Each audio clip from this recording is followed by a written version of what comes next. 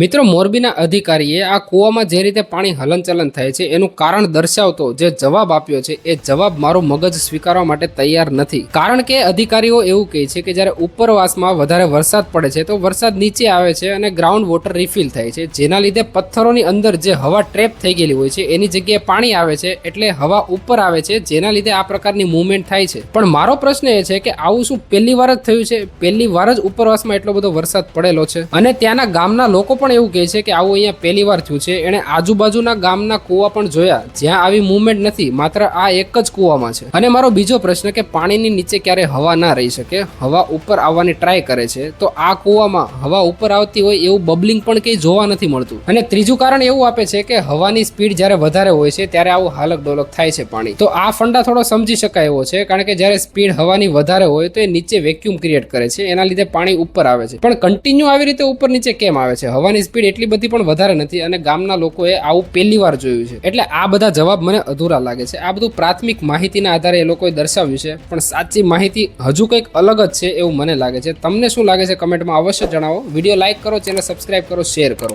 Jay Hind, Jay Bharat.